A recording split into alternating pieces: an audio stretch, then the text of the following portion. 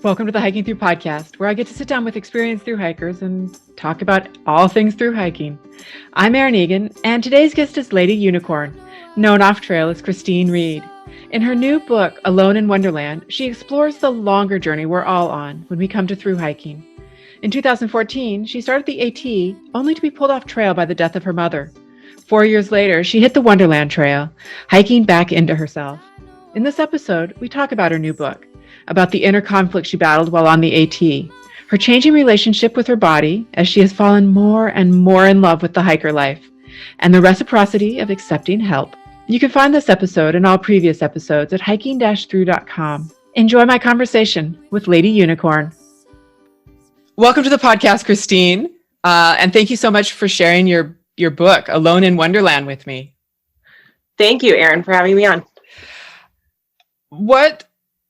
I've read the book and I was fascinated with your journey, both on the AT and on the Wonderland Trail, and how those things kind of overlapped in your head, because suffice to say, there was a lot of processing going on there.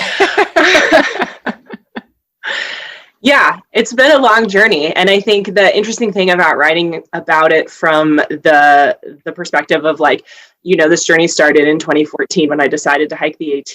And then it goes through 2018 when I hike the Wonderland Trail and get off. And so that allowed for to kind of show the longer journey that I think a lot of us are on when we come to thru hiking, and that a lot of books about thru hiking kind of don't cover that but then what happens aspect. And for me, the journey really started with the AT, and I didn't hike the whole AT. And so then there was this in between time of post trail kind of still figuring things out. And then, life sort of led me back to the trail again. My decision to go on the Wonderland Trail definitely had to do with a feeling of incomplete processing that I hadn't finished with the AT because of other stuff that had gone on in my life. Right. Well, and your AT journey was very, I guess the best word I can use for it is kind of charged, because you have the issues, the whatever with your mom that you never actually get to finish because she dies very soon after you start the trail. And I can only imagine that the processing of that, the conversations you're having in your head are a struggle, or make the hiking twice as hard, basically. Yeah, definitely one of the reasons that I wanted to hike the AT in the first place was my relationship with who I was, and a relationship with who I was kind of in comparison with my mom. And I think that a lot of us struggle with that, right? How you compare yourself to your parents and what they gave you and who you are because of them. And I really, I was in my early 20s and I wasn't happy with my life. And I was I need to do something that's going to help me decide who I am as a person and become something better than what I am right now. And so a lot of that was kind of an effort to break free of my parents and go do my own thing. And then, as soon as I get on the trail, my mom died. And so then I have this inner conflict of what am I really out here for? And do I really need to break away from my parents? My mom is dead. So it's I don't really need to go out here and prove that I don't need her, because I don't have her anymore. And so it's not really a choice at this point. But then of course I'm also processing grief, and I really had a very good relationship with my mom. She was a wonderful woman, and an amazing mom. And so my breaking free was not trying to leave because she was bad. It was just trying to assert my independence. And so then it's okay, I wanted to go be independent and strong and do things on my own. And instead am faced with I have no choice now but to do things on my own, because my support system is gone. And so that transition, you know, I spent a lot of time alone on the Appalachian Trail and not engaging the community in a way that I think so many people do, and in a way that I was really excited to do. But then I got out there and I was like, no one out here understands what I'm going through. And I like talking to them and hanging out and like making a group of friends isn't gonna like replace what I've lost. And I think the interesting thing is that a lot of people out there do know what you're going through. The follow-up question that I was going to ask was, do you regret that? Because there's a lot of processing going on. It was a lot. And I definitely did make friends. I have friends still from the AT that I go and hang out with and hike. And I'm thinking about doing Colorado Trail this fall. And one of my friends from the AT and I are like talking about doing it together. So I definitely like built relationships for sure. And I met people too who were dealing with similar things. I hiked with a guy for just a couple of days who was carrying his dad's ashes with him. And we talked a lot. And that was a really great connection for me because I got to have a conversation with someone who was going through what I was going through on a pretty close scale. But the difference was like his dad always wanted to hike the AT. And so he was like hiking the AT in memoriam. And I had been going to hike the AT to be like, see, I don't need you, to my mom. And so then I had this guilt that was like, okay, now I'm still doing this thing that I was like doing kind of like as an I'll show you. And, you know, all these wonderful people I talked to were like, your mom would be so proud of you. And that just ate me up inside because I knew my mom didn't want me out there. When I had told her I wanted to do it, she was not like psyched for me at all. So there was a lot of inner conflict about like why I was out there. And I think we all have that, you know, Zach Davis says in Appalachian Trials, like the why is what keeps you going. And I think I got to a point on the AT where I had kind of done what I really wanted to do with hiking. And I had proved the things to myself that I felt I needed to prove. And that's why I didn't finish the trail, because I got to a point where my why had kind of been done. And I was like, does it really matter now if I hike another 1,000 miles or have I gotten what I came for? And at the time I felt like I had accomplished what I was trying to accomplish, which is to prove to myself I could do it, like go out, hike on my own, kind of take on the world in that way. And it wasn't so much about the number of miles, it was about the exercise of doing the thing. And so I came to a point where I was like, you know, right now I want to go home and be with my dad and deal with my mom's death in other ways. And so that, you know, that's kind of why I didn't finish the AT. And it's also, I think, as life moves forward and more things happen and we have different issues to deal with in ourselves, that hiking always kind of calls to me in a way that it's like, it's going to answer some kind of question for me. Because at that point in my life, it really did. And so now when I find myself like banging my head against the wall in life, I think I should really go hike about this. I should hike it out. Yeah, that's how I ended up on the Wonderland Trail. I had gotten to a place where I was just like, I don't know what I'm doing. I'm alone. I'm sad. Like maybe the trail will answer my questions. It's interesting to me, like you did about 500 miles of the AT. And you came off of that, as you say, to, you know, be with your dad and so forth. But it's interesting to me because the other thing that you basically seem to have come off the trail with is this fundamental shift in sort of your identity as well, which is I'm a hiker, I'm a through hiker, which was something completely foreign to you prior to that. Yeah, absolutely. I would say it's really one of the things that I maybe couldn't put into words when I decided to do the Appalachian Trail, but looking back on it, it's so clear that what I was really searching for was identity. And I wanted to be someone who was about something. And that's one of the things I talk about is like, you know, some people are from childhood playing sports or playing an instrument, or they're really into art, or, you know, you have these identities even from childhood. And I feel like my identity as a child was like academic. I was really into school and I loved to read. And that's great for a child, right? Like I was really successful in school. I went to college. I did all the things my parents wanted me to do. And then, you finish college, and if your identity is all academic based, then like what then? And, some people become, I guess, career students, and they get their master's and their doctorate, and they're always learning. And I've definitely been learning since I finished college. But when I got my degree and I walked out of the door, I thought to myself, like, what do I do now?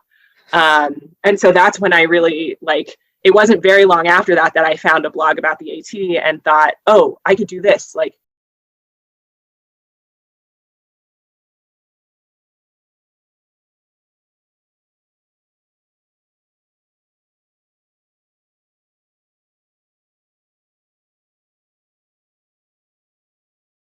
so yeah, I saw this blog and I was reading it, and I was like, the passion behind this blog, like the people who are out there hiking this trail, like they're really about it, and they see that as like what their life is about for this period of time, and it gives you a break from what you were doing, and it's a lot of people who are trying to figure out what they want to do with their lives, and so they go, kind of clear their head.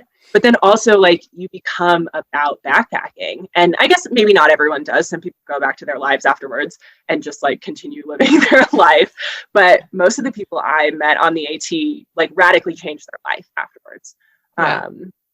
And whether or not that means they're like, career backpackers now, or they just went and did something different because it gave them the space to kind of throw everything away and start over. And I think that's what I was looking for, is just, I wasn't happy. I wasn't living where I wanted to be living. I wasn't doing a job I wanted to be doing. And I thought, I don't know what's next for me, but I know it's not this. And so the AT seemed like a really good opportunity to kind of just like wash my hands and like search for something else. And I don't think I thought I would become a career backpacker, but backpacking and hiking, and now I'm really into rock climbing, and I've gotten into trail running, and so I just have like such a relationship now with the outdoors that I didn't have before.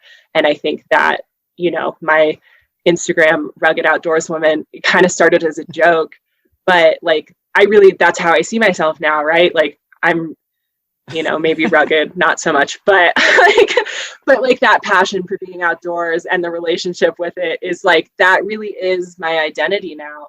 And I have the AT to thank for that.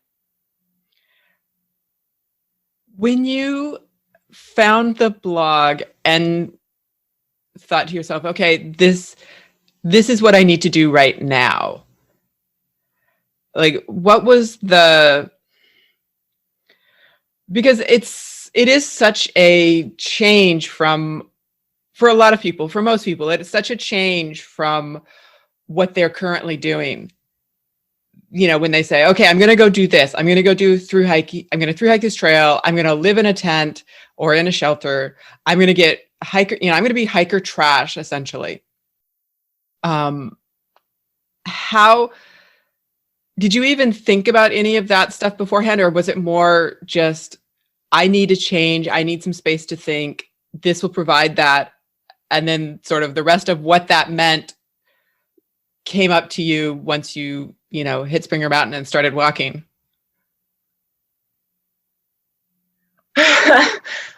Yes and no, a little bit of both. I definitely, like, part of my decision was like my interaction with the hiking community online. And part of it, I think, was like, even from before I started hiking, as soon as I said, I'm going to do this, I started thinking of myself as a person who, like, this was part of their life. And so when I interacted or just read blogs and the posts and things, I was like, I'm part of this, right? Like, I'm part of the community, I'm doing the thing.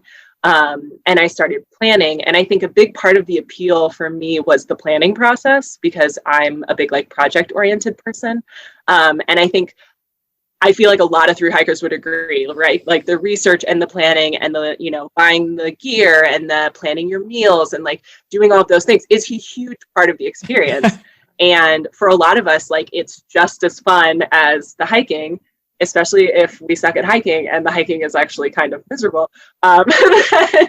Like it's really a whole experience. You decide you decide you're going to do this, and then obviously you show up on the trail.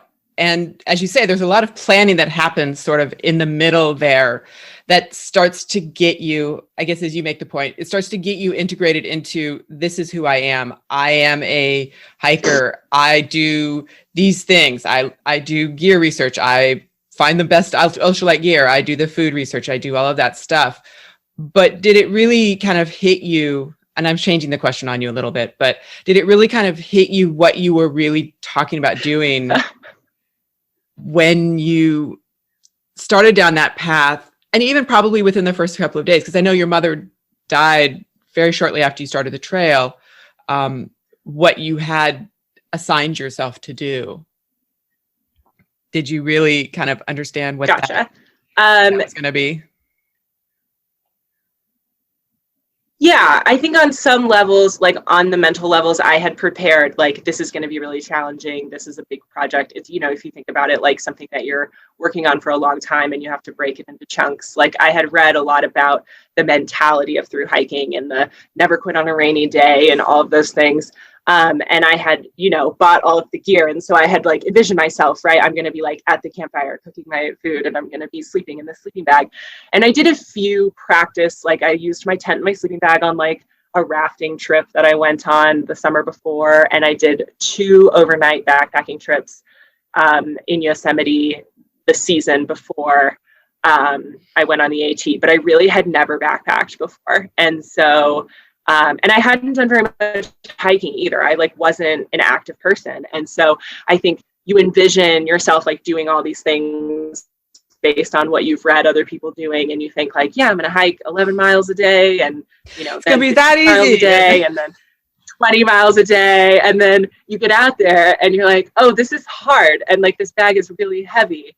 And yeah, I definitely had that experience the first couple of days. And, I did the Amicalola approach trail, and I'm like climbing up these stairs thinking, what have I done to myself? And I had talked about it for over a year before I started the trail. So I was like, I have to do this. I can't not do it, for my own sake, because of all the reasons I really want to do this, but also because I told everyone I was doing it. Yeah. And so, yeah, there was some shock. And then the first day that it rained in Georgia, I thought, oh my God, like I have a rain jacket. I was prepared for rain, but I did not mentally prepare to walk in the rain. Like it was cold and miserable. And I was shivering and walking with a heavy pack on in the mud, and my feet were sliding. And it was just, it's all the things that you're just like, why would anyone do this? So that was definitely a day that I thought, oh, I didn't think about this. Like I thought about it enough to buy a rain jacket, but I didn't think about like what the experience of walking through the rain would actually be like. So that's like a good example of that kind of like, you buy the things and you do the research and you plan your food and you do all this stuff. But then when you get out there, it's not what you picture unless you backpack, which I hadn't. So, and yeah. I know a lot of people through hike who have never backpacked before.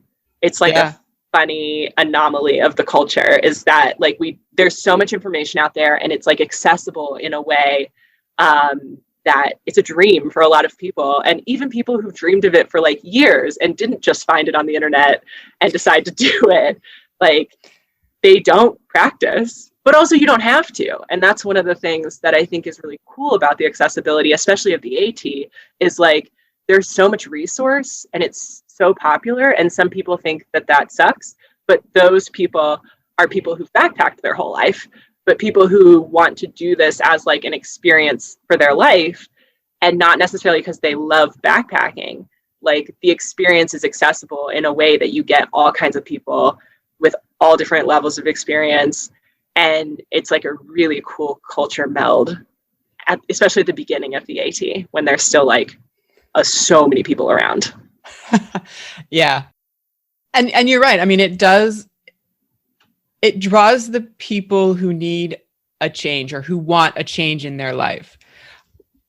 And for some reason, and I'm guilty of this as well, really. For some reason, it's created in such a way, or it's talked about in such a way that you can go, I've never done this before in my life, but I can get the gear, I can show up on the trail, and I can hike, and I can do this. And there's, I mean, if you think about it, there's really no evidence that would make you confident in that, really. And yet everybody almost does. Yeah. I mean, really, everybody just shows up and they're like, we're just going to walk. Like my first day, I didn't even make it to the trail. Like I stopped at the shelter before the summit of Springer Mountain and slept there. And then I got to Springer Mountain the second day. And like, that's totally cool. I was not the only person sleeping at that shelter. And so, yeah, there's just like a level of accessibility. And like when you read blogs and stuff, people are like, yeah, just start off hiking 5 miles a day and like you'll get your trail legs and eventually you'll get there. And I guess one of the things for me that was a little discouraging is that I never felt like I got my trail legs in 650 miles. I was still like every ascent was still hard. Like my backpack was still heavy. And I even talk about that in the book about being on the Wonderland Trail. And like, I've been hiking and backpacking for almost 5 years now, and it's still hard. And I don't talk about this in the book, but come to find out just recently this year, I have a heart condition that I have had my entire life undiagnosed. So I, like, after all of this experience, come to find out, yeah, that I have, it's called POTS, and it is basically just anytime I exercise or stand up, my heart thinks that I'm sprinting. And so my heart goes 180 beats a minute when I'm walking with a backpack on. So like, it's hard to ever feel like you're like in shape when your heart is doing that. But I am in shape now compared to back then. And I did get so much more fit on the AT over that period of time. But yeah, the day I left the trail, I felt like it was just as hard as the day I got there. That's wild. Not most people's experience. No. And particularly when you say like even just standing up causes your heart to race essentially. Yeah. It's just like a quirky thing, and it's not uncommon, and it's not uncommon that people go undiagnosed for a long time, because that's sort of the only symptom. I mean, if you have a more extreme version, like some people pass out and stuff from it, but I never had it that badly. But yeah, it was just one of those things that I think like a lot of us at the beginning of the trail were like out of shape and overweight and have never backpacked before. You know, like there's a lot of people kind of in the same boat at the beginning. And so you like get in groups with other people who are going your pace. And so you see who else is like, okay, that person's as out of shape as I am. So like, cool, we're friends now. And then you're like going along. You're going along. And then like, yeah, my friends would just like get faster and then faster and faster. And they'd be like, okay, we're leaving now. So that was another reason that I kind of spent a lot of time alone on the trail, is like, I just really was slow, and there weren't a whole lot of other people by 300-400 miles in who were still going as slow as I was. And it's another thing that I kind of was dealing with that relationship with my mom too, because my mom was overweight my whole life. And she was not very active. And so the going on the trail for me, part of it was about like taking care of my body in a way that had not been modeled for me as a child. And I thought, I want to be the type of person who's like fit and healthy and taking care of themselves. That was something that was really important to me at that point in my life, because I hadn't been doing that and I was out of shape and I knew that I couldn't continue the way I was. And so the AT for me, like, it was partly about like going off and doing the thing and making a change, but it was also about health. And I think for a lot of people that's true. Like, you're in a rut and you're out of shape and you're like not taking care of your body and you think, I'm going to go do something active. every day for 6 months and like walk, I'm going to just basically force myself to do nothing but that. And it changes the way you think about being active. Yeah. Hey, which I Christine, think is a really cool way to like make that shift.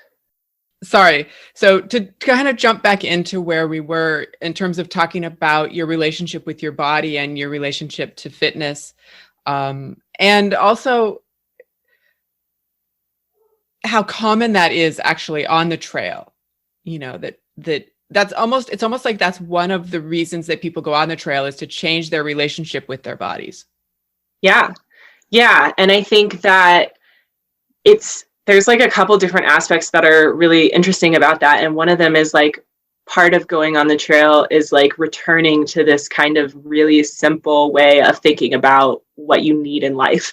And it's like, I need to get up in the morning, eat some food so that I have the energy to walk, like go where I'm going, eat as I need to throughout the day, and like make sure to stay hydrated, and then sleep at the end of the day. And like, there's just this kind of like super simple like space that you get into with yourself where you're like, I give my body food and my body gives me movement, and it's like an in-out relationship, right?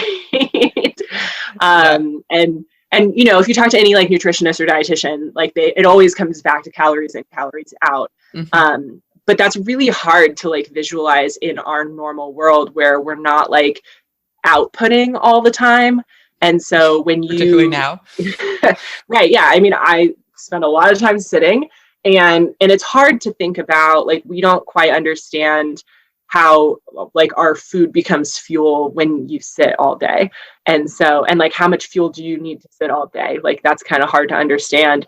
But when you are walking all day, like your body tells you how much fuel you need. And if you're not giving it enough, and when you're moving that much and working that much, it's hard to give your body too much. And so you really like get this different kind of tuned in feeling for what you need. And I definitely experience that now. Like, even though I'm not walking all day every day, like I know what it sounds like in my head when I need sugar versus salt. Oh, really? Mm-hmm. Like running has been part of that too. But yeah, like if you really pay attention to the signals, like the low energy versus like when you get a headache versus like being nauseous, the body is telling you like specifically what it needs, not just food. So I think that's something that, yeah, we all kind of gain a little bit of that, but definitely a lot of people go looking for that with long trail hiking. And it was for sure part of what I was looking for was just to, I mean, to really make it simple is like try not to hate my body so much. And I think, as a teenager, I had an eating disorder and I was really thin, but I did not have any energy and I was not super active. So it was like I had a lot of headaches and things like that, but I didn't really know why. And then, once I went into college, I gained a little bit of weight. And so I was like a healthier weight, but I was still really inactive. And so I was not healthy by any means. And I was also struggling not to put weight on, and just because I wasn't doing anything. And so I had a very like hateful relationship with my body where I was like trying to starve myself not to gain weight. And if I ever ate, then I felt better, but then I was like gaining weight all the time. And I struggled a lot with body image, and I really wasn't even like overweight. I was still in a healthy weight category, but I felt really like fat. I hated my body. And I looked in the mirror and thought, ooh, like, I don't want to look like that. And, honestly, like now I'm the same weight that I was then, but, but I'm really fit and I use my body and I appreciate my body in a way that I really didn't back then. And one of the things that I don't get really into in the book is like kind of a feeling of betrayal from my body. And this, like, I had spinal surgery when I was a teenager, and then I fractured a vertebrae in my 20s before I did the AT. And I just felt like I was at odds with my body all the time. Like I wasn't treating it right. It wasn't doing what I wanted it to do. Like we were enemies. And I thought, hiking, backpacking, it's just walking. I can do that. Like I can walk. I know that. And I thought if I just do this and force myself to like walk those miles, like I will get in shape was kind of my goal. And now looking back at it, I can see that like wasn't the healthiest aspect to look at it. Like I wanted to do this and like get thin, and that I was like, I'm going to be thin. I'm going to be like muscled. I'm going to be like, my body will look the way I want it to look. And that's not really what happened. Surprise. That does happen for people, I've heard. But for me, not really. And it really was a lot more about just building a relationship of trust with my body, that I knew in the morning when I got up, I could do the thing that I set out to do, and I could count on my body to like have the energy if I did my part and took care of my body. And so that kind of reciprocal relationship was something that hiking really helped me to understand in a different way. And you also seem to be struggling with that still when you were doing the Wonderland Trail. Oh, sorry, go for it. No, yeah, I mean, it's definitely something that I don't know will ever like completely go away. I think now the thing that I struggle with, and especially on the Wonderland Trail, because that was before I found out about the heart condition, was this idea that like, I've put in all this work, like, why are things still hard for me?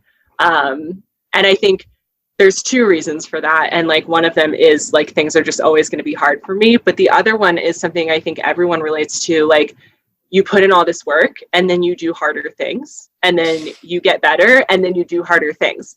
And so like the bar is always moving. And so things always feel hard because you're doing harder things. And so like, you know, back in the day before the AT, a 2-mile hike would have me like almost dead. And now I'm doing like a 20-mile hike and I'm like, why is this so hard? It should be easier. And I'm like, wait, like go do a 2-mile hike. Like you'll be feeling like $1 million. So that like we kind of subconsciously move the bar on ourselves and sometimes don't even realize it. And so we're pushing ourselves to our limit, which we were doing before, but our limit's so much further. And we're still like, well, why am I still getting to this limit? I should be able to do anything forever and never be tired. We have horrible short-term or long-term, whatever, memories, in so much as I know I used to personal train, be a personal trainer, and had clients. And a lot of them came to me with, having not exercised for a very long time, and, have issues with squatting or, some basic movements. And so we would work on them, and we would work on them very incrementally, which I feel is sort of like what the AT is, like you hike, each day is an incremental piece of it. But we would get, 2 years or whatever down the road, and all of a sudden they're squatting like a champion and 50, Alice, one after the other and so forth. And it's an interesting thing to take a moment and go, do you remember where we started? Do you remember that moment when you couldn't squat? When doing one was a challenge for you? And they're like, yeah, I don't really remember that. Like, it's so fuzzy. I'm like, that being able to do that comparison, I think, is so important because it gives you perspective on where you've come, but also on the fact that you can still go further if you do the same type of work, just the day in and day out work that you've been doing for the last 2 years. Totally. Yeah. And that, my first day on the AT, I did 7 miles. And before I got off the trail, I did my first 20-miler. And since then I've done other 20-mile day hikes. And like to think back on myself. And one of the stories I tell in the book is actually about hiking Mount Whitney, which I did right before the AT, and it's a 22-mile round trip. And to this day, I would say that's the closest I've ever been to a big epic. Like, things really could have gone wrong. I was by myself. I got benighted out there. I didn't know exactly where the trail was. And there was no one else. Like everyone else had summited and left hours and hours before. And so I'm just like walking down Mount Windy by myself in the dark. And I was dehydrated. I hadn't eaten anything all day because I was nauseous. And it was bad. Like I think back on that and I'm like, oh, I'm lucky I didn't die that day. And then, that's 22 miles. And then this past summer, I did a 20-mile day hiking Grand Teton with a good friend of mine. And I felt so good after. I like did a dance in the parking lot at the end. And I was like, I can't believe how good I feel, And I like look back on those things and I look back on like the 3 and 4 mile day hikes that I had been taken on by other people before I ever got into hiking and how embarrassing they were and how difficult it was and how I felt like my heart was going to beat out of my chest and my face was bright red. And, I just think about all those feelings, which I can still like viscerally feel when I remember those things.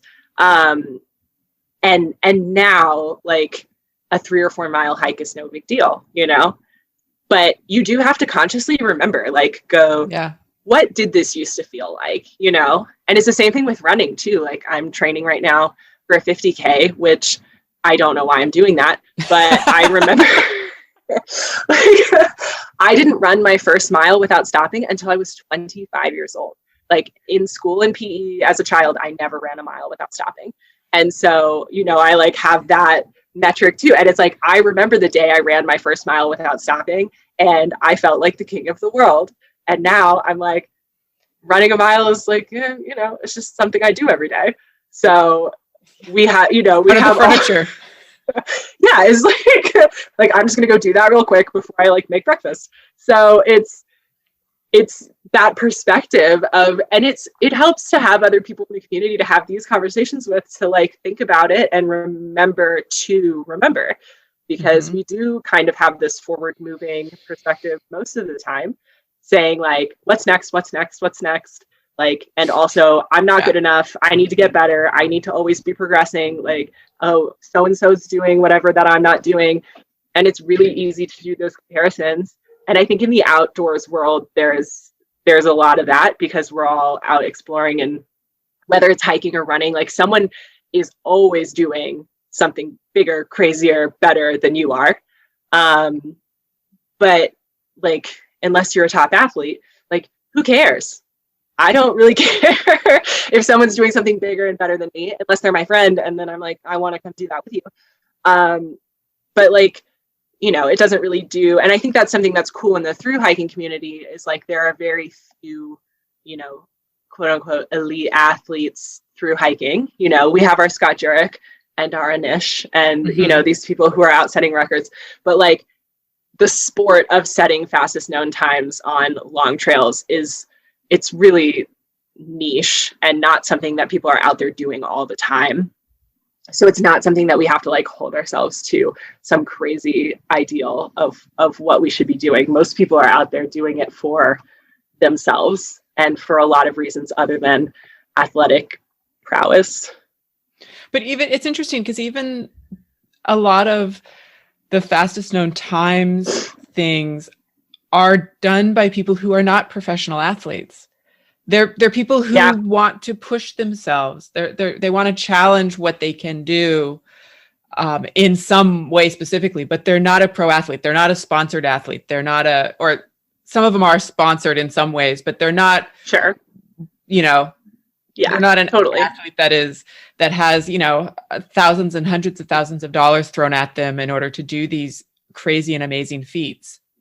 Totally. And one of the things that inspired me when I was getting ready to do the AT was the year after Jennifer Farr Davis had set the record. And she came and spoke in Little Rock, Arkansas when I was there. And I went and listened to her talk. And she, before she went and did the fastest known time, and I know Anish was the same way, like they both went and just hiked the trail like everybody else. And they went out and they had the experience that I think a lot of us are looking for. And they really like found something out there. And that's what called them to go back and do like a time record, right? Mm-hmm. Like they just wanted to spend more time on the trail and to do something like more challenging since they had like done the thing already. And so I think that that, like you said, like they weren't pro athletes. They were just people looking for the same thing we were, some like identity, soul searching, relationship with the community, relationship with the trail. And they like felt called to do more of that. And I think that's really beautiful. Yeah. It's also so inspiring because it makes you realize that if you are called to do that, if you feel that calling inside of you to do that thing, there's really nothing standing in your way other than this, basically. Yeah. Really. Yeah. Which is unusual in a sport that is so extreme, so to speak. Yeah. That extreme. Just kind of, anybody could do it, I mean, yeah. Maybe I'm expanding this, but it seems extreme to me from my perspective on this side of things. Sure. To say I'm going to go 5 months, 6 months, even though I want to do it, I'm going to go 5, 6 months and I'm going to live out of my backpack and I'm going to do, I'm going to build miles and I'm going to, maybe I'll do a 25, maybe I'll do a 30. It's like saying to you, I had this conversation with somebody 100 episodes ago or whatever, but a lot of people end up getting to a point where they're doing a marathon a day or something close to that. Yeah. That's extreme. It's definitely, extreme is a funny word because I think like X Games, skateboarding, and like stuff like that. Extreme makes it sound almost like it's bad, which it's completely not. It's just amazing and crazy and like, wow. Yeah, astounding. And exactly. I think for sure, I think for so many of us who've like done the time on trail and like day after day of hiking and nothing but hiking, it seems like it becomes almost mundane. It's like this very like, I just went out there, I hiked all day, carried this backpack around, like once you've done it, you're like, it's a thing I did for a long period of time. And to people who haven't done it, or even I think when you get ingrained in the culture, you forget that there are people who don't know what through hiking is. And then you like talk to somebody and they're like, you did what? And it's kind of like being back at the beginning when I was planning and I was like, every person I met, I was like, I'm going to through hike the Appalachian Trail. And then it would be this like really sensationalized conversation about like how crazy and amazing that is, because I also felt like it was crazy and amazing at the time. But then like when you get to the other side and then you have those conversations with people who don't know anything about through hiking, you forget like how amazing it is. And then you get all like jazzed about it when they're like, wow, where did you put your tent? Where did you go to the bathroom? Like how much food did you carry? All the questions that you answered a gajillion times before you started the trail. And you're like, oh yeah, there's still people who are like that psyched about how crazy this is. Yeah. Yeah. I'm going to circle back quickly to what we were talking about before about body image and that kind of thing. Because I think it's so important. And it's particularly obviously important for women because I think it's a very common thing, honestly, unfortunately. And hiking can be a great way, being out in nature, I think, but hiking can be a great way to sort of help get right in your head, I feel like, about those things, because you're seeing your body, your strong body do the things that you're asking it to do, which, as we just were saying, can be extreme. So how, like for you, how did you start to reconcile those two things, the struggle with your body versus my body, this amazing thing, this machine is doing these things that I'm asking it to do? Yeah, I think one of the big things that I try to keep in mind now is that like the body is a machine and it is what you make it.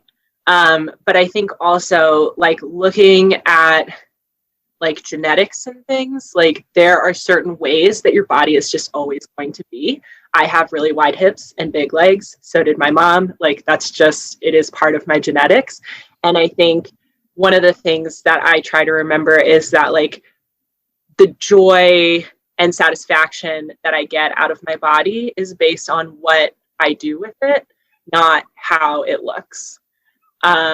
I think there was a period of time where even I had lost a little bit of weight and I was really active, and I looked in the mirror and I was still like, my legs are still huge. Like, what do I have to do?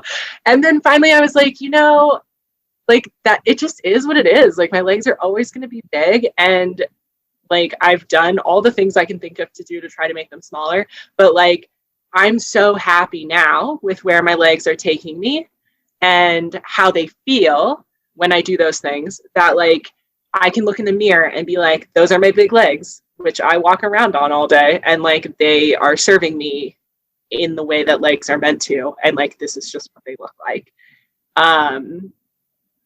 And I think that like level of relationship with your body where it's like, you know, these are the things I'm asking of my body, and maybe ask things of your body that aren't the way that it looks. Like ask your body to do, not to look. You have to lay down the fight with that, with your body. Yeah.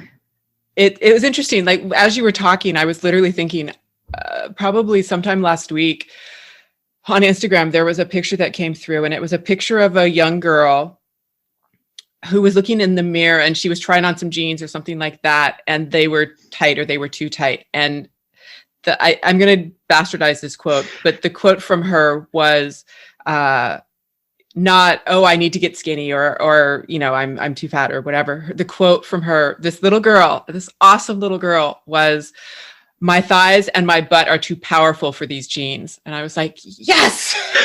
Oh my gosh, that's so cute. Yeah. Jeans can't contain it.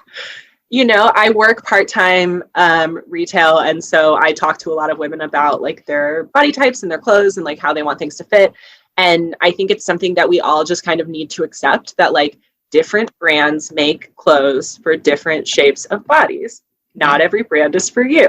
And I think that like we, you know, especially with like trendy fashion and stuff for teenagers and things, like there's brands that you're like, if I'm cool, I'm wearing this. And like that, it's just not realistic for your body. And even as a teenager, like when I was, you know, not eating and I was so skinny, I still had really big hips. And so I couldn't wear the same jeans that everyone else was wearing. And I'm also 5'10", so I can't wear the same pants that everyone else is wearing. And so I think, you know, it's one of those things like as you grow up and you really like get to know your body, you find the brands that work for you. And like, those are the things, like, it's about how you feel and how you feel like you look and like how you want your clothes to fit. And you just have to find the company that's doing that. And the thing is, like, women's bodies are so different. The spectrum of women's shapes is huge. And so I think that's something like you have to remember too, like, you know, as compared to men whose bodies have like a small range of fluctuation in terms of like hip to thigh ratio and stuff like that, I feel like women's range is just so much bigger. And so you are more likely than a man to not be able to find pants that fit because our bodies are just so different. And so, you know, and there's, oh gosh, the internet is amazing. And you can like Google, you know, pants for women with big butts. And like, there are brands that specifically do that. And so, you know, I feel like we're coming into an age, even especially compared to like my mom's generation, who did not have the options or the information that we did in terms of clothes and fit and stuff, that like, the information's at our fingertips. You can join any Facebook, especially for outdoor stuff. Go join a women's hiking group on Facebook and ask, what pants should I wear? This is what my body looks like. And you will have 100 people like, and then you can look at their photo and be like, yeah, my body looks like her body. I'm going to buy the pants she suggests. I mean, you make a really good point there that the clothes fit so differently depending upon your body size and shape. That it can be hard to find something, and particularly considering like going into specifically the hiking area, something that you're going to be wearing for a long time. but to find something that is comfortable in all of the areas and all of the ways that you need it to be comfortable. Totally. You know, and particularly considering that once you've worn it for a long time, things will wear in different ways. And it still has to be comfortable at that point. Yeah. And especially, I mean, on long trail hiking, when it's like, this is what you're wearing every single day, like you get up and you put this on. It's the only thing. And so when I started the AT, I had, I don't know what brand they were, but just a pair of like nylon hiking pants. And they were terrible. And I hated them. And I wore them until trail days. And then there was a bunch of vendors there. And I was like, oh, I just need like literally anything else.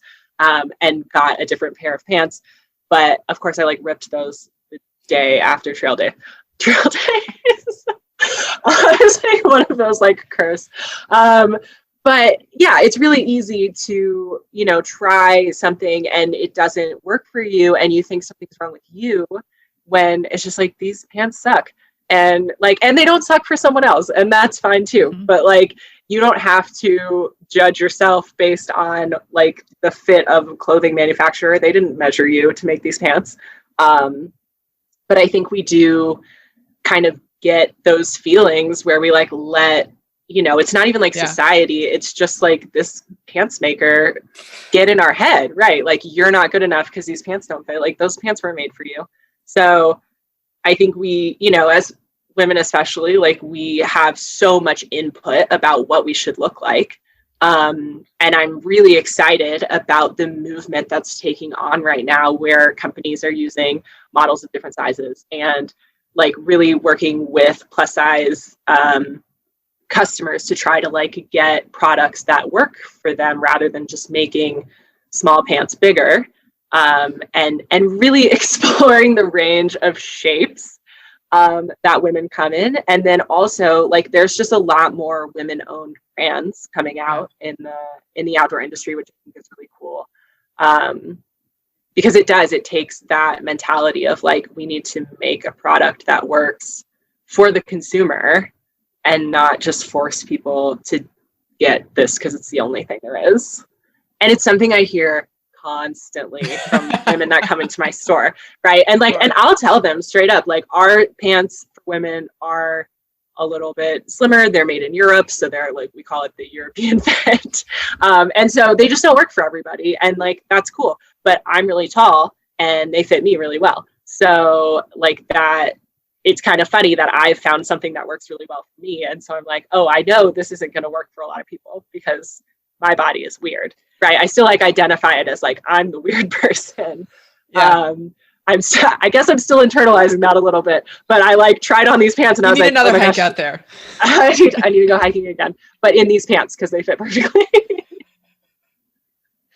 Actually, that's been one of the funnest parts of pandemic. I have not worn a pair of jeans since last February, potentially. Nice. I have one pair of jeans that I keep in the closet in case I have a jeans occasion. But honestly have hardly worn them in like 5 or 6 years. And my boyfriend, who I've been with for a year and a half, I think has seen them one time. And I like put them on and he was like, oh my God, you have real pants? I was like, yes, don't tell anyone. It's a secret. Yeah, because if I'm not in my leggings, I'm wearing climbing pants. Like, those are kind of my two modes. I love it.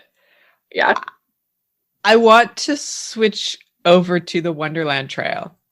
Okay. Change topic. Yeah. I know that this was not necessarily the original approach that you were going to have to the Wonderland Trail, but personally, the way that it ended up planning out and the short days and the opportunity to really, to me, savor the days of hiking around it and making it, what is it, like 12 days to do it? I was reading that, and as I'm going through it, I'm like, oh my God, this is how I would want to do that trail. Like, really soak into it, like really savor it, as opposed to try to eat the meal as fast as possible, so to speak. Totally. Yeah, the Wonderland Trail is only 93 miles, so most of your listeners would think that's pretty short. And it is, and people do it in like 6 days, which is like a 15-mile per day trip. I would say from what I read, most people do it in 9 or 10 days, which is like 9 miles a day. But, you know, I met people out there who are doing it in 6. I think I was the only person doing it in 12, but there was definitely some like 10, 11s. And then there's the trail runners who are out there doing it in 3. And right. And they also looked like they were having a great time, but I really loved that savoring aspect. And I did plan to do it that way. When I got my permit, I said, can I just be out as long as possible and like stop everywhere? And the girl kind of rolled her eyes at me, but she's like, okay, so we did that. And then I was really fortunate too, in the first couple of days, to run into somebody who had the same schedule as me for a day and was just one of those people that stops and like lollygags all day long. Because that's not my style. I'm really slow hiking. And so I feel this sense of urgency that I have to like don't stop because you won't make it on time. And I don't like to be out after dark. So like, come on, let's do the thing. And so I was hiking with him for a day and we stopped. There was a lake like a mile from where we left. And he was like, let's take our shoes off and like play around and eat snacks and do stuff. And I'm like, I can't. You only hiked 1 mile. But I did, and it was so nice. It was just an experience I haven't like kind of made myself have, and I really enjoyed it. And it was nice because that was also my longest day of hiking. It was like 14 miles, and so we like stopped there, and then there was another lake, and we stopped again, and so we kind of just had this like really leisurely day. And then we totally still got where we were going on time. And I was just like, how did that happen? Yeah, it really blew my mind. I was like, this is great.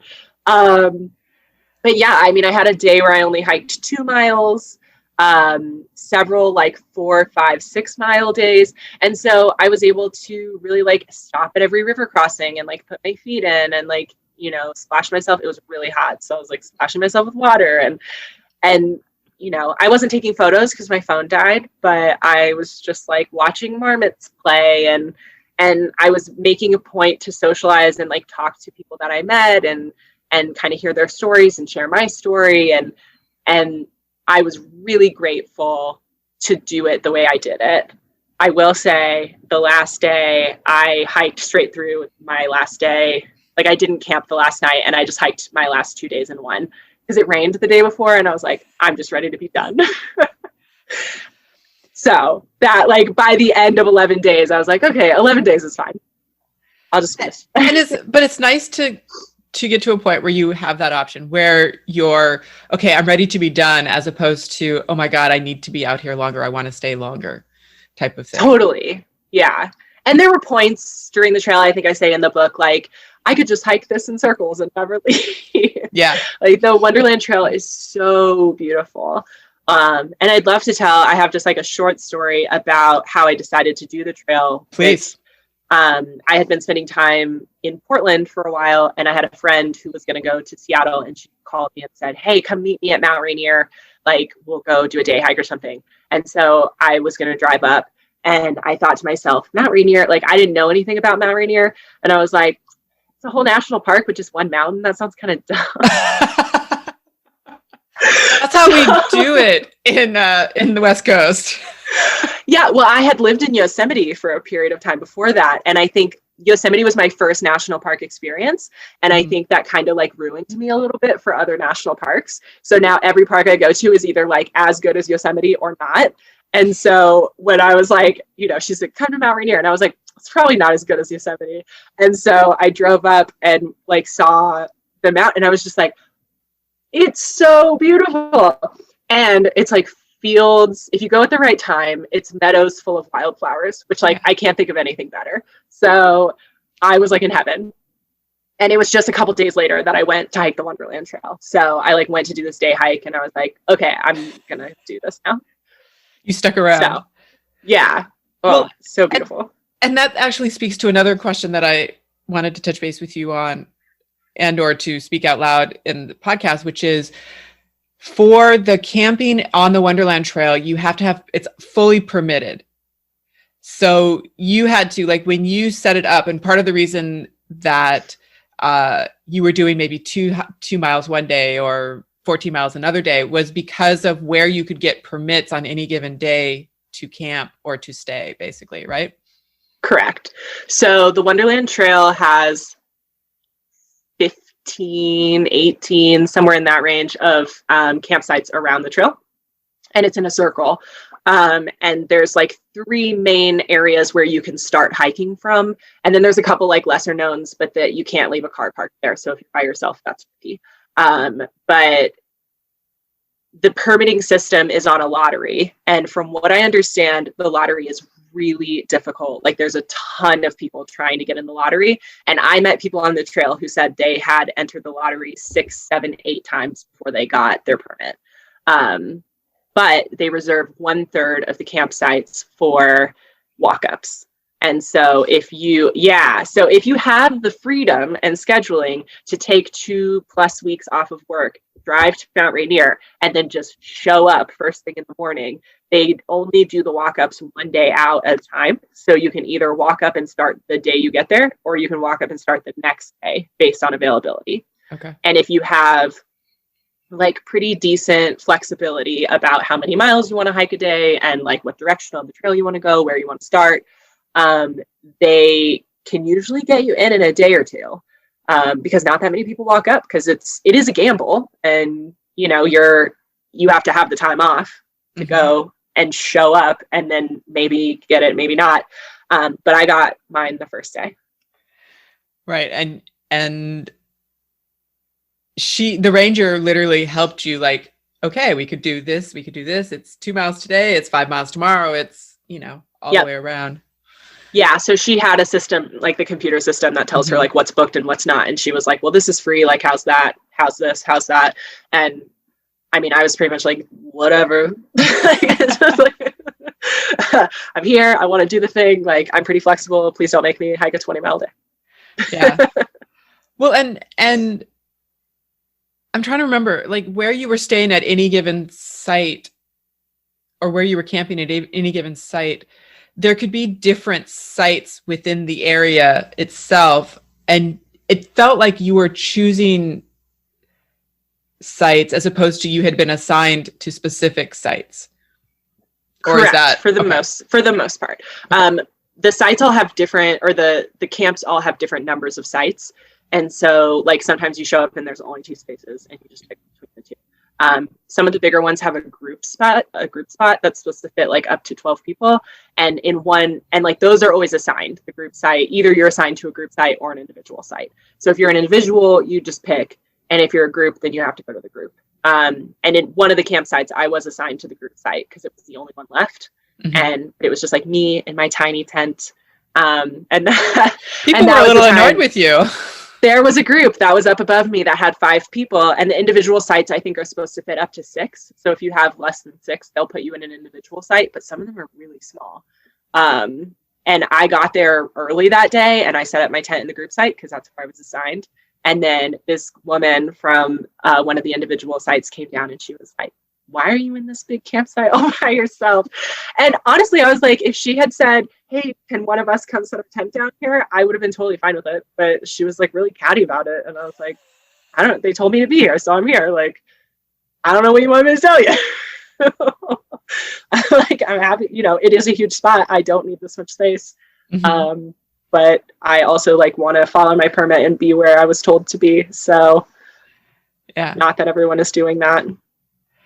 Well, and it's so interesting. I mean, going back to the woman being catty, like you say, if she had literally come down and gone, oh, you got this group site to yourself. I mean, we're fitting 6 people back here. Do you mind if we, as opposed to, taking the attitude of you're doing something wrong, you're being a land grabber and, whatever, Yeah. Well, and I think also like, one of the reasons I tell the story in the book is because it was like my second day on trail. I had come out to the Wonderland Trail because I was dealing with these feelings of aloneness and like really kind of feeling adrift and lonely in the world. And I thought, I'm going to go out on the trail. The community will be there. Like, and also I'll just be able to spend some productive time alone thinking about whatever. And so, you know, first thing this woman comes up to me is like, why are you alone? Why are you in this space? Like, why are you, you know? And I was like, I don't know. These are all the questions I've been asking myself. I'm having an existential crisis right now. And then you're like in my face about it. And so it's one of those things that like anytime I feel like the universe always is here, right? Knocking on our door. And so I'm dealing with these issues in myself. Here comes some woman I don't know, like ready to pile on the exact same issues I'm already dealing with. And I was just like, I'm sorry.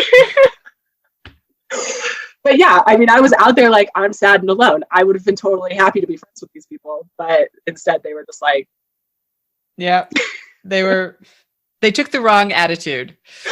Yeah, to it. So it's so interesting because you, as you were just saying, like you were having an existential crisis about being alone and wondering if you were always going to be alone and what were you doing wrong. And I mean, all of the things that go along with that internal conversation.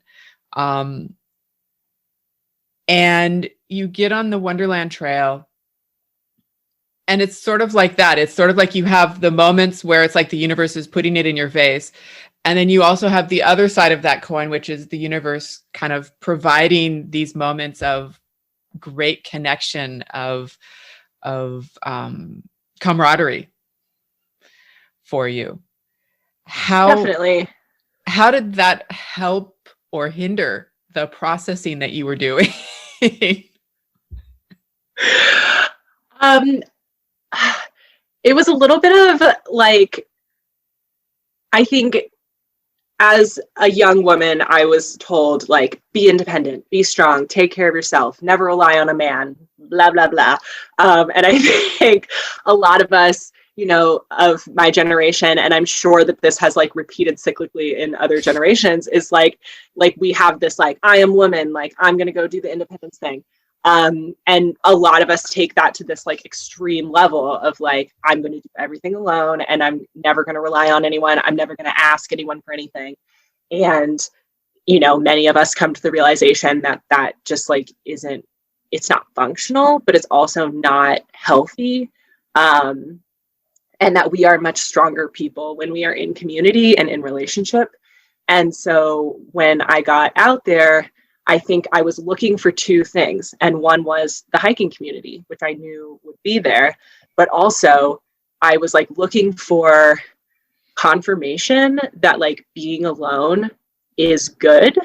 And so I went out there and I'm like, okay, when I hiked the AT, it was about like learning I could do things for myself and like being independent and like being alone.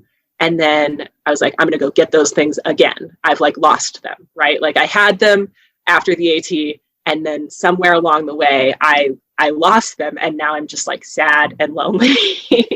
And so I was like, I'm going to go back out on the Wonderland Trail. I'm going to do the thing alone like I did before. And I'm going to like reprove that I'm like a strong, independent woman. And what I really got was like the realization that like that thing that I was holding up was like not of the value that I thought that it was. And so, and also that like the way that we relate to the world is based on other people. And so for me to say, I'm a strong, independent woman and I'm a hiker, like I'm a hiker and that's a community that I belong to. And so for me to say that I'm a hiker means I am in relationship with all of these other people who do this thing. And so like you can't be a hiker and not be part of that community. And you can't be a runner and you can't be a climber and you can't be a backpacker without like none of those things mean anything if there aren't other people doing them too. So like yeah. And even to say like I'm a strong independent woman and I'm doing things alone, like you are still defining your identity in relationship to other people. You're saying I am separate from all of those people. Like that wouldn't mean anything if it weren't for all those people that you're saying you're not with. So it's like you can't devalue that. Like you can't take away everyone else and be like, I'm just me doing my thing. Like it doesn't mean anything without the other people who make who you are. So I think like that is really what I came off the trail with, was this idea that like there are people in this world who love and care about me that I consider family. And then there are people in this world who are my family because of the communities that I walk in. And like going off on my own and like acting like I don't need any of them or that they aren't part of my identity is just a lie. Like, it's just not true, you know? And like, would I, Christine, be able to go back the Wonderland Trail, like truly on my own? No, like I'm not, I mean, yes, there are people who are that rugged, who are like out in the Alaskan wilderness, like wandering alone, but like I'm following a designated trail. I'm there with other people. I'm in a national park. Like I'm safe because there are rangers here. Like all of those things are part of what I'm doing. And like, even if I don't interact with them, which I did, like they're still there. They're still part of the experience. Somebody built that trail. Yeah. It's interesting because I feel like part of the reason that women go out on the trail is to prove their independence or to prove they are strong and independent. But it's funny because on the other side of that is the reality that, I don't know about you, but it's really hard for me to accept help from somebody and to just say thank you for the assistance, as opposed to no, I got it, I'm good, I'm fine, I can take care of it, you know, and all of the things that we say along with that. And that's all kind of part of that same conversation. I was literally just last night having a conversation with 11, Meredith Johnson, and we were talking about that, you know, the struggle between letting somebody help you versus no, I'm strong and independent. Yeah. Well, and I like faced that a little bit on the Wonderland Trail because I had run into someone who I knew from Yosemite who worked in Mount Rainier, and she was like, hey, do you want to take a shower? And I was like, no, like my gut reaction was just to say no. And I'm like, I have been walking for 9 days and washing my clothes in the river, like splashing my armpits with glacial river runoff. It's filled with dirt and grit. And I'm like, yeah, actually, I really do want to shower. But like my first reaction was to be like, no, I'm cool. I'm out here doing this thing. Like, it's fine. How long did it take you to go, oh, well, no, wait a second, let me check myself? Yeah, I would love that shower. It was like a 2-second, you know, like I like caught myself in the act of almost saying no. And then I was just like, why would I say no to that? Like, who am I? Are you crazy?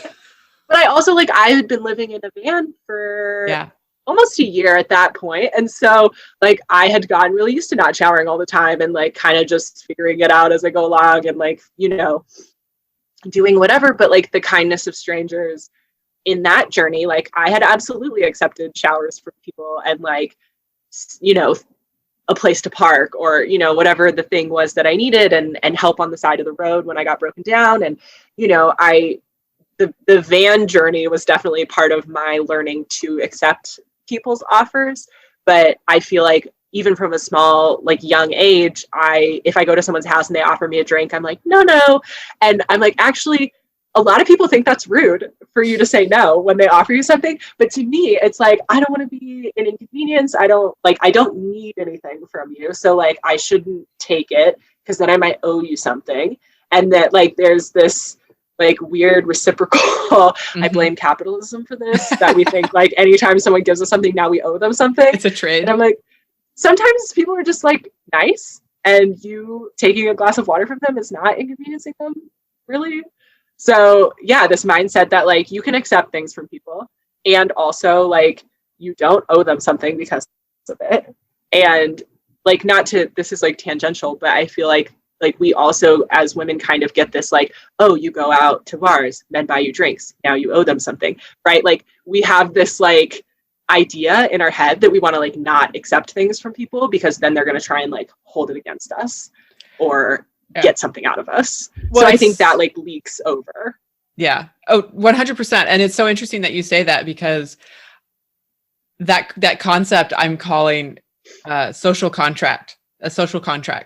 And again, tangential, I'm trying to think of how to make a short film around that concept, like highlighting that concept. I haven't figured it out yet, but that is a big concept that I'm playing with right now, in terms of telling the story or highlighting the story, so to speak.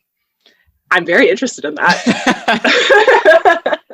So am I, along with a couple of other subjects. But that is such an interesting thing, and particularly sort of diving back into the trail part of it, because so much of being on the trail, whether you're talking about something that is as short as the Wonderland Trail or as long as the Appalachian Trail, you're very much relying on the kindness of strangers, whether it's about hitchhiking, whether it's trail magic, whether it's trail angels, whether it's, being on the Appalachian, being in a shelter, it's full, and you're like, can you squeeze one more? And everybody kind of shuffles and lets you in.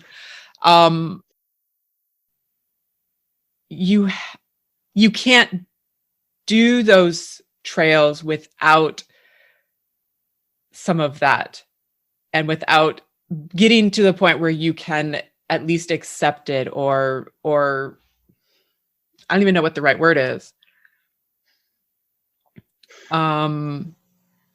Feel deserving.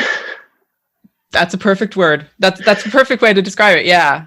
Yeah. I think alongside the not wanting to feel like you owe someone something is also this idea that like you haven't done anything to deserve whatever it is that's being offered to you. And I think that's something that, like, I don't know that the trail life can break you of that, but it definitely changes your perspective on it. That like there really are people who like took their day to come out here and serve chili to hikers because they wanted to, because that's what they wanted to do with their day. And there's something like, I think a lot of people say when they come off long trails that like it will restore your faith in humanity. Like there's a side of people that you see in those communities that you don't necessarily see all the time. And I feel like most people who've done long trail hiking have had some story of someone doing something really kind for them that was like unexpected, and it changed their day, or it changed their hike, or however big the effect was. And for me, like that was the day my mom died on the AT. Miss Janet and a group of trail angels were there serving chili, and she drove me to the Atlanta airport. Like I had gotten the message from my dad, and I was like, can anyone here drive me? There were several people with cars, and she drove me from, I can't remember now. Gooch Gap. Okay. She drove me from Gooch Gap to the Atlanta airport. And, if they hadn't been there doing trail magic, I would have had to like either try to hitchhike from Gooch Gap, which is not like a road that you see cars on, or I would have had to just keep hiking until I found a way out. And for me, that ability to just like at the drop of a hat, like, okay, I'm headed home, was really, it was big, and it meant a lot to me. That they were there and were able to facilitate what you needed to do at that moment. Yeah. And it was one of those, like, the trail provides kind of moments where it's like, oh, I just happen to be here. They just happen to be here. And out of the kindness of their heart, like, she's going to drive me 2.5 hours, which is not where she was planning on going that day.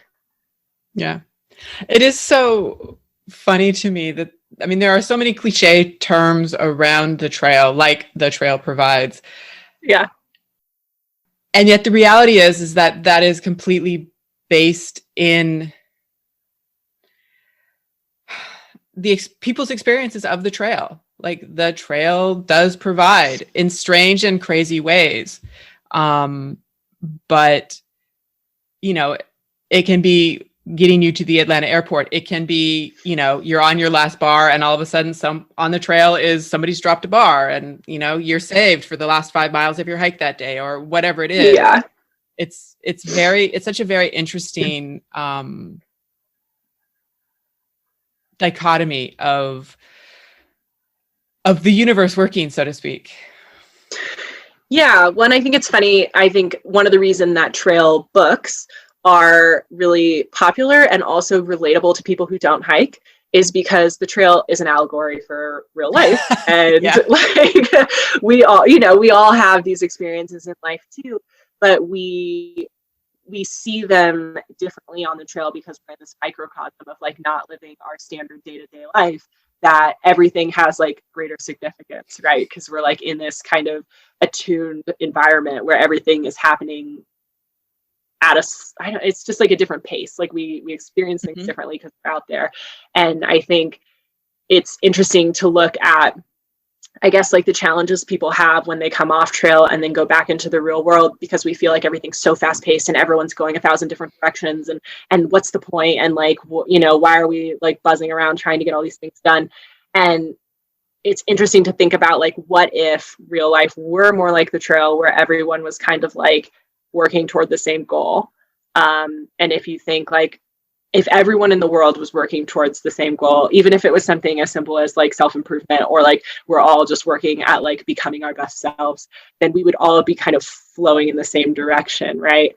And then we would have more of these serendipitous experiences because we would all be open to it in a way that I think we're not in the real world on some level. And when you hang out with people who are like on that right mind, we're all kind of moving towards our best selves. Like, you have a lot more of these trail-like experiences.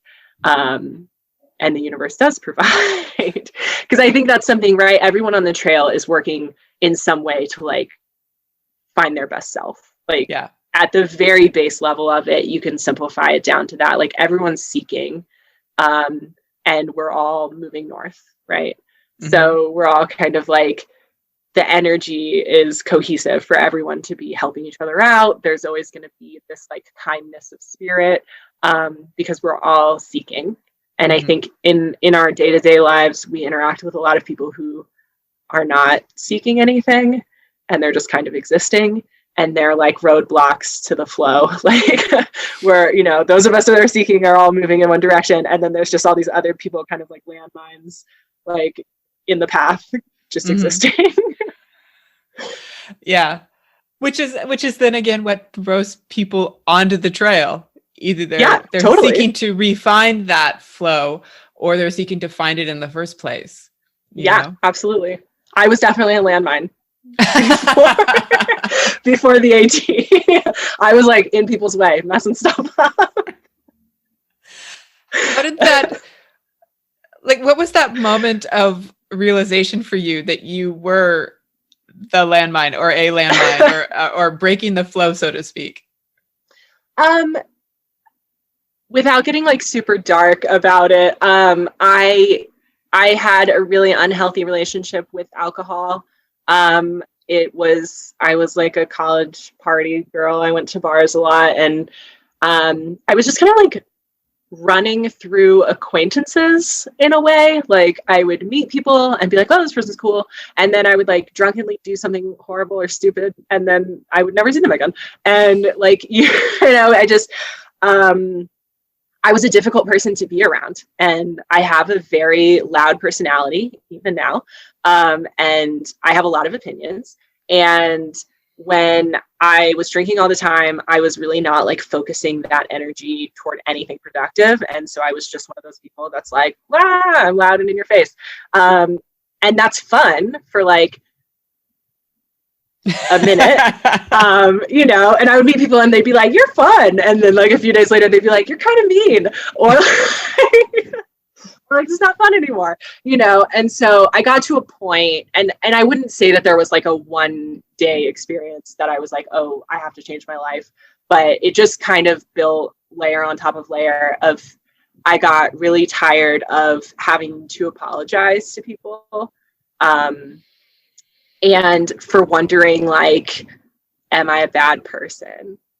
Because I felt like I was just kind of bumbling through the world, hurting people and being terrible.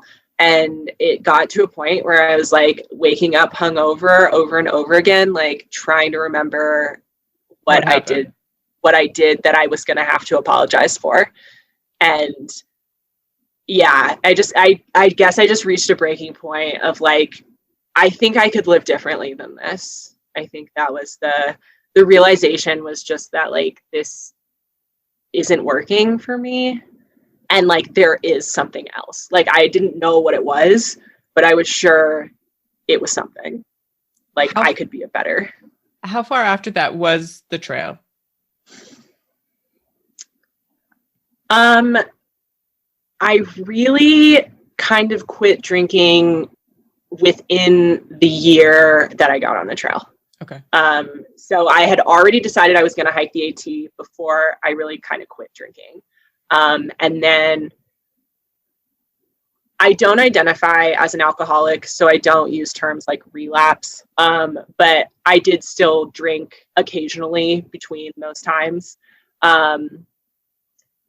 But every time I did, I just had this feeling of like, I don't really know why I'm doing this. Like, it's not productive. And so it's, it just got further and further apart where I would just not drink for longer periods of time. And then by the time I got on the trail, I think one time on the trail, a bunch of people went to like a Mexican restaurant and I ordered a margarita because I was like, oh, it's hot out, a margarita, that sounds so good. And I had been a big margarita drinker before. So it was just like, that sounds like refreshing and fun. And I remember like drinking it and just being like, this is like not even good. I'm going to feel bad when I hike tomorrow. Like, this is not productive.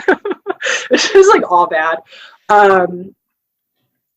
Yeah. So I think that it was a slow progression. It wasn't like I like quit cold turkey and like never drank again. Right. But it's an evolution. Definitely. Yeah. Which is sort of like the evolution to becoming a thru hiker or the evolution to doing the van life, and the way that you're describing it in the book.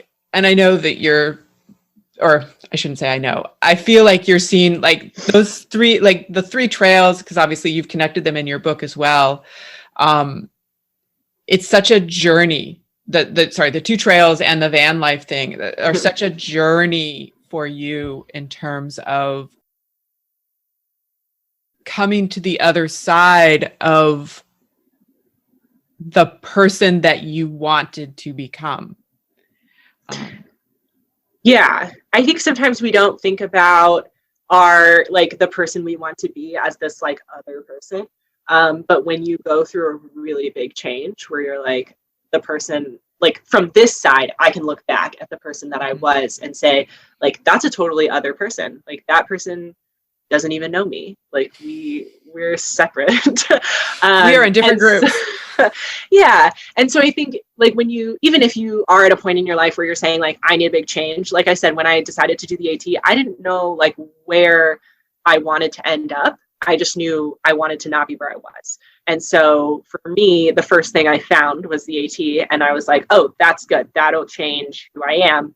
And I didn't know who I'd come out the other side as.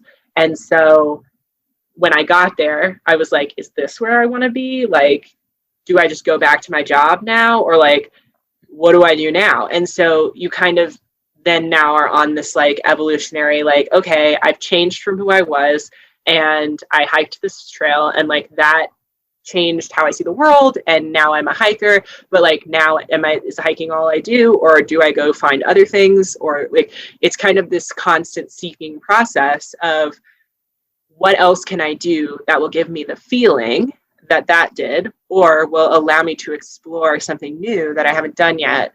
And so, van life kind of became this second Appalachian Trail where I was like, okay, like this is a new journey. It's a new opportunity for me to discover something else about the world and something else about myself. And I knew other people who were doing it because I had gotten into the climbing community and it's really popular in that. And it's also pretty popular with thru hikers. I've met a lot of people because it is this like alternative lifestyle where it's like, I'm going to kind of do my own thing. It's like separate from the rest of society. And there is a simplicity, like I was talking about on the trail, where it's like, you get up, you walk, eat, you go to bed.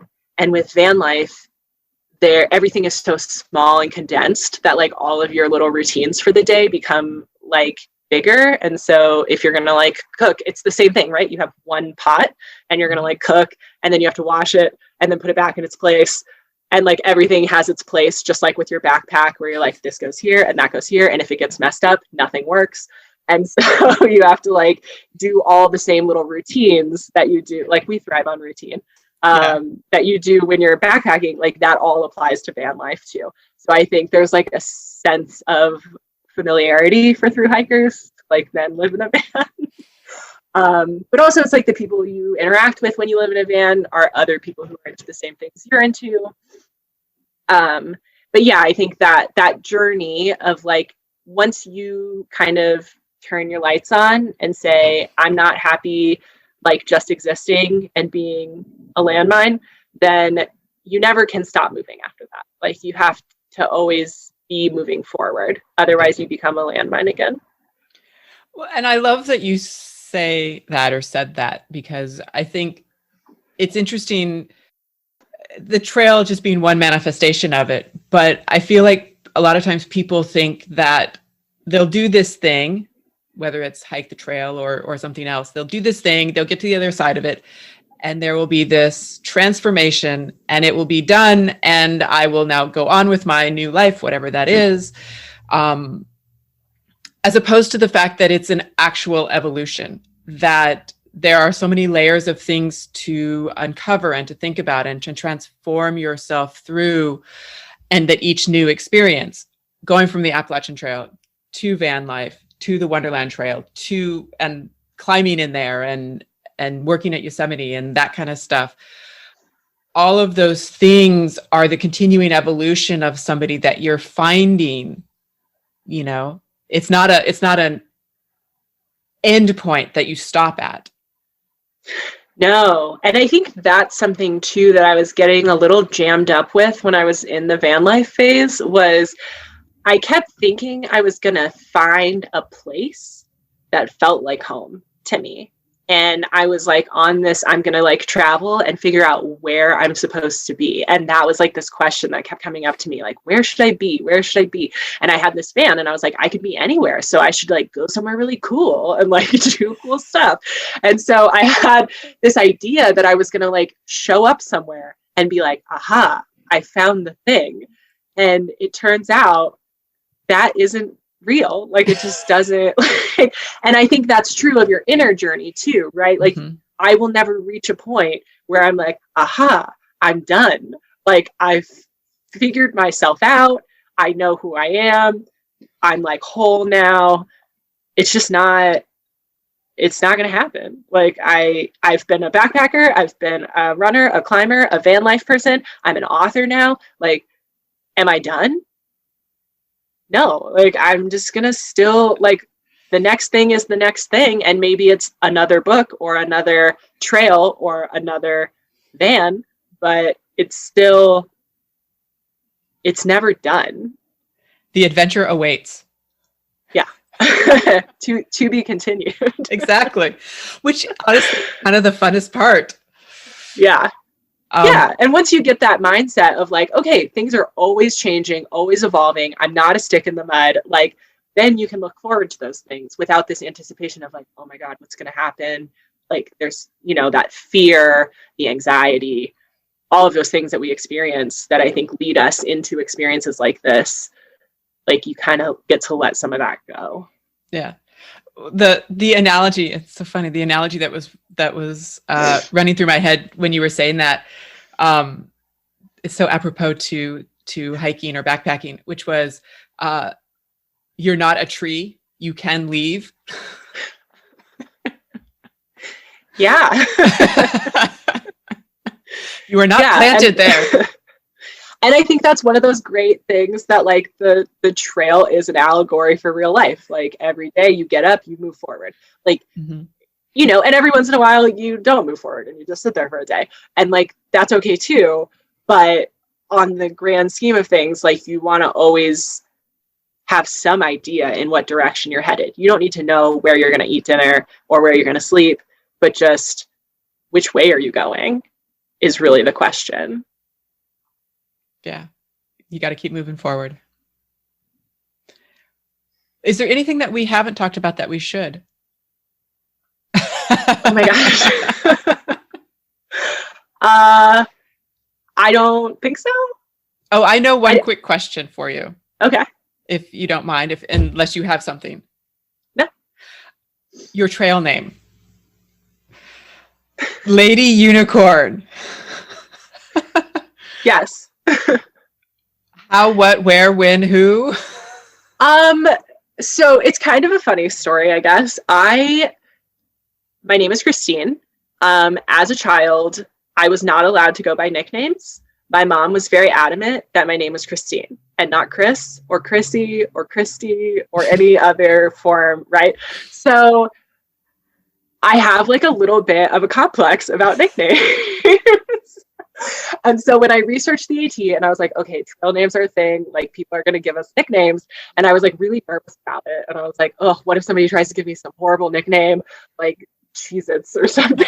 Like, you know, like I think the food names are kind of silly. And like I just like had a lot in my mind about like nervousness about getting a nickname. And then when my mom died and then I was like not being very social on the trail, I managed to kind of like slide by without getting one for a while because I wasn't hanging out with anyone long enough for them to like feel like we were buddies enough for them to give me a name. And so it was probably a good like 6 weeks in, and I didn't have a name. And finally, a girl I'd been hiking with for a little bit was like, why don't you have a trail name? And she was like, really like, why? And I was like, I don't know. And she was like, well, we're giving you one. And I was like, okay. And so she was like, what do you like? And I was like, oh, this feels so silly. And I was like, I don't know. And I was just like unicorns. Like I've loved unicorns since I was a little girl. I have a unicorn tattoo. I was like, it's kind of the only thing that seems appropriate. And she was like, okay, do you want to be unicorn girl? And I was like, no. Like, please, no. She was like, have you ever seen The Last Unicorn? It's a movie from like the 80s, I think. And I was like, yes. I used to watch that movie all the time as a kid. And she was like, you should be Lady Amalthea, who is the last unicorn. She gets turned into a woman. And I was like, okay, that I like. It's vague. It's not like unicorn girl. And so I was like, I can go with that. So for a few days, I was Lady Amalthea. But That's every time I told somebody, yes, nobody could remember it or pronounce it. And so then someone started calling me Lady A. And I was like, I'm not okay with that. And so I was like, okay. So I'm like brainstorming with this person now. And I was like, what about this? What about that? And then he was like, what about Lady Unicorn? And I was like, that I can do. I can do Lady Unicorn. Like it's kind of fancy sounding, like I'm, you know, a lady. So that's how that came to be. But people still get it wrong. I got called Lady Uniform one time. And I was like, no. Why would you ever think that would be the case?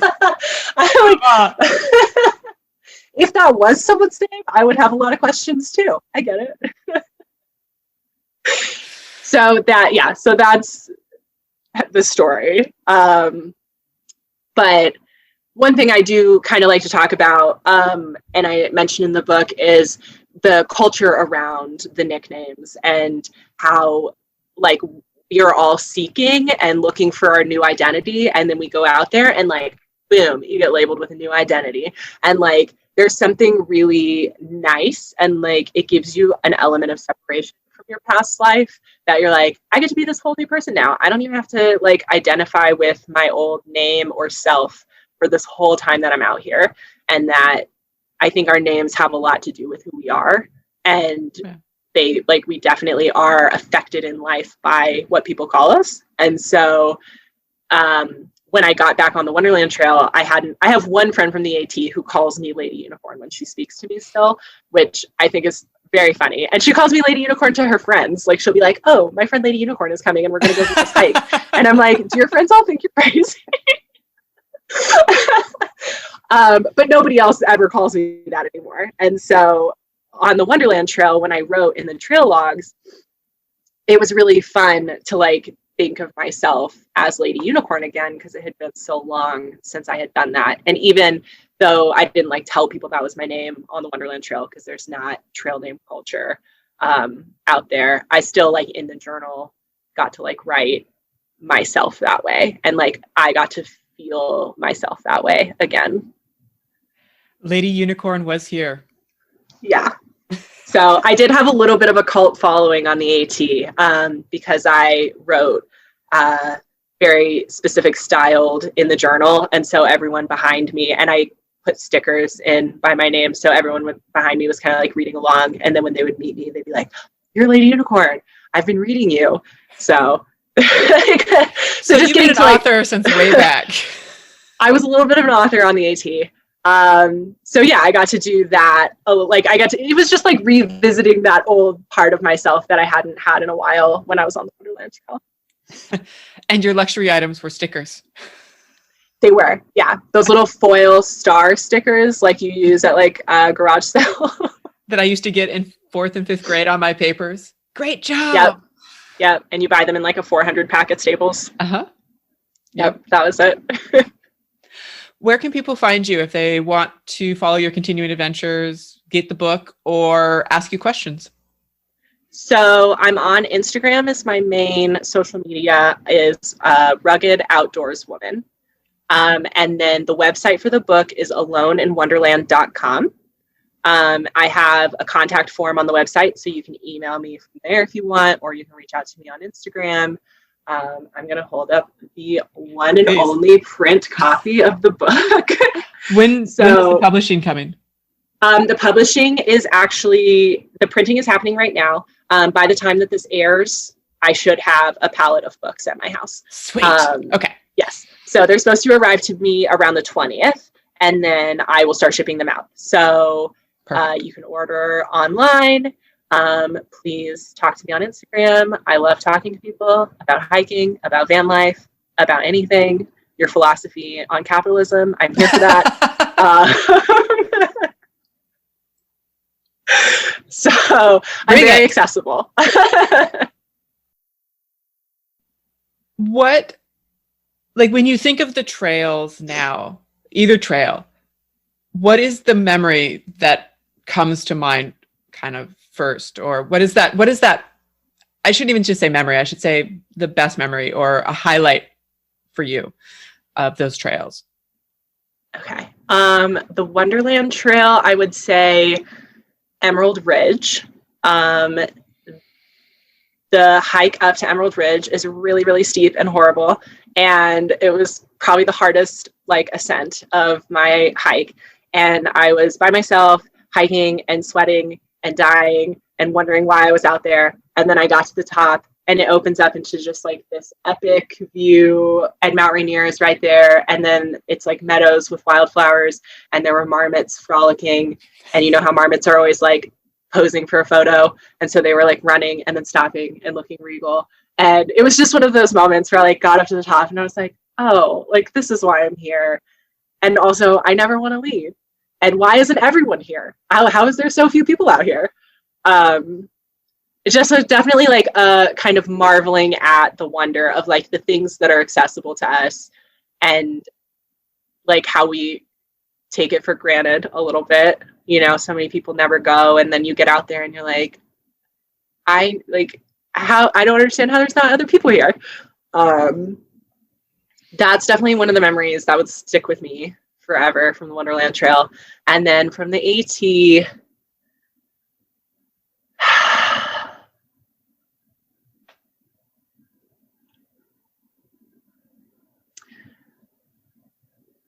I think the community on the AT is probably my biggest takeaway. I've hiked so many beautiful places, and the AT is really lovely, but it kind of lacks that epic, never ending views of mountains. It's not that. It's something different, and it's beautiful in its own way, and jungly, and the scenery is really lovely, but it's not something that I'm gonna cherish for the rest of my life. But the community really is, and the trail towns and the community around the town, and oh, like probably one of my favorite stories was hitchhiking and getting picked up by this family that was on their way to their grandma's house for Mother's Day from church. And they had like a little boy in a car seat in his like church suit. And they picked us up and drove us into Irwin, Tennessee. And I was like, this is so weird. And they were so lovely. And they were just like, you know, where have you been hiking? And like, tell us about your day. And we're like on our way to Granny's house. And I was like, I'm so smelly. This is very weird. But just that, like the way that the trail community intermingles with the town community in some of the places along the AT is like a really special thing that you don't experience everywhere, you know? Yeah. I can just kind of see the dichotomy of it. The Sunday best, smelly hiker trash, and the parents, whatever, seemed, from what you're saying, seemed to just kind of be like, oh, it's just another day. Just picking up some hitchhikers. Yeah. Yeah. And I mean, they probably do that often because they live near the AT. And there's something really beautiful about the fact that along these trails, there's this understanding that like hitchhikers are cool. Like there's no fear, you know, you wouldn't stop in the middle of Kansas and pick up a hitchhiker, but next to the AT, it's no big deal. And like I've picked up hitchhikers in and out of Yosemite National Park because it's like they're just backpackers. They're out here hiking and they need to get back to their car or whatever, you know, like there's just an understanding that like I know what this person's doing and there's like a safety in that. That's nice. A very special thank you to Christine for sharing her stories from the trails, and Maya Wynn for the use of the song Try Again. You can also head up our website, hiking-thru.com, for a link to her brand new fantastic book, Alone in Wonderland. I hope that these conversations, inspire you to get out there and have a few hiker trash moments of your own. And I'll see you on the trail.